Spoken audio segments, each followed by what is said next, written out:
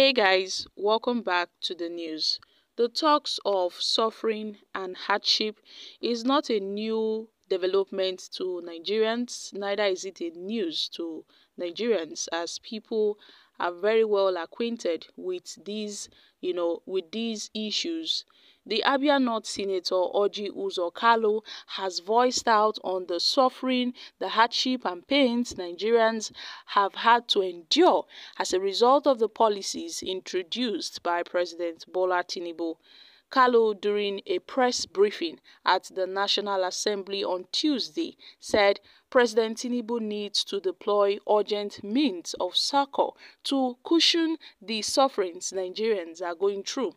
The former Anambra State governor, while acknowledging the fuel subsidy removal by President Tinubu has made a bold and necessary move, lamented the economic hardship it has brought on all Nigerians and the need for the impact to be properly and urgently managed.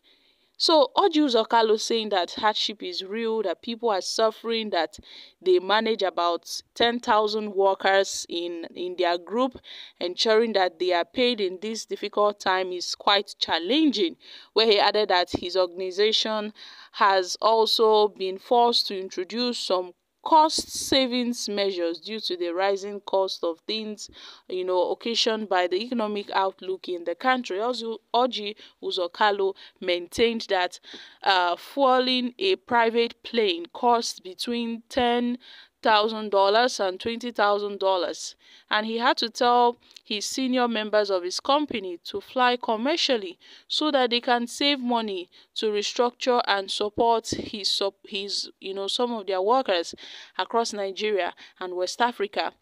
And everyone must be able to eat in this time of hardship. The former governor noted that President Tinubu has demonstrated strong political will by initiating economic reforms that no other leader has dared to do in the last 60 years, but called for a quicker relief measures, where he said that the president has done what no other president has done in this country for the past 60 years, that he has to act today, not tomorrow, because the situation is dire, that the president elected by the people, that no president elected by his people would want his citizens to suffer.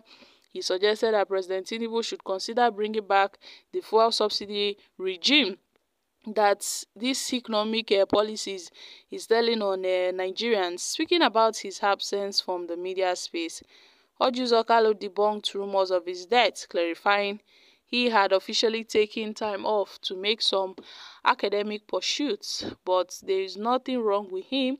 He took permission from the Senate President about 7 days ago before the Senate went on recess and enrolled in a course on democracy and the economy at a university, which he paid for himself.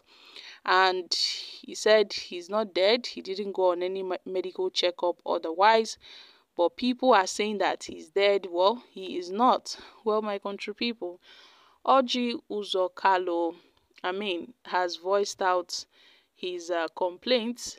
The former Abia state governor noted that this hardship, these sufferings is telling on Nigerians.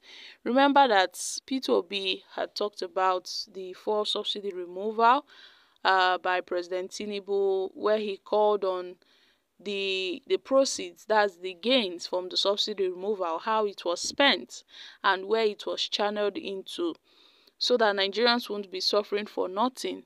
The former Abia State governor also commended Tinubu, that's Orji Kalu commended Tinubu, saying that Tinubu made a very big move by removing the subsidy, but now this subsidy has brought about untold hardship, economic hardship for the masses, and the sufferings is real. This is a strong supporter of the president. So this Orji Kalu is among the G5 governors that voted for this administration. So I can see that it's telling on everybody. It is telling on the masses. Even those at the top are also complaining that the hardship is too much. Now, complaining about the hardship, it's not, a way to go. Rather than complaining, there are some things Orji Kalu can do to as well make Tinubu see his point of view. But they can only complain and fold their arms and do nothing. But he has called on the president to please hasten up some of his policies, that some Nigerians are already wallowing in suffering. He should act swiftly to address this economic hardship. Well, it's commendable that Orji Kalu is speaking against the hardship experienced by Nigerians. Orji Kalu is speaking against the sufferings experienced by Nigerians under this APC administration. It is commendable that he is talking about it. But the Minister of the FCT, Nyesom Wike, some time back said that there is no hunger in Nigeria, that Nigerians are not suffering, that there is no hardship in Nigeria. Nyesom Wike made such comments that there is no hardship, that people are talking about hardship. Is there hardship in Nigeria? Some person said no, that there is no hardship in Nigeria. But Orji Kalu is saying otherwise. So I guess this issue of hardship and sufferings has been characterized with Tinubu's government, and one cannot separate these two anymore because it's just there. Tinubu's government came with hardship, came with sufferings, came with pains. Even the rich are crying. But what about the poor masses? If the rich are crying, then what would happen to the poor masses? Everybody's just complaining that things are on a high side. When Goodluck Jonathan tried to remove a fuel subsidy, this same Tinubu and some other persons, some other band of political cabals, they came up and they rised against Goodluck Jonathan. They fought him. They protested when Goodluck Jonathan tried to remove the fuel subsidy. And how much were we buying fuel at that time when Jonathan tried? Now, Tinubu came into power. The first thing he did was to remove subsidy so that Nigerians can wallow in pain. And then he floated the naira for no reason whatsoever, floated the naira so that our naira would lose its value.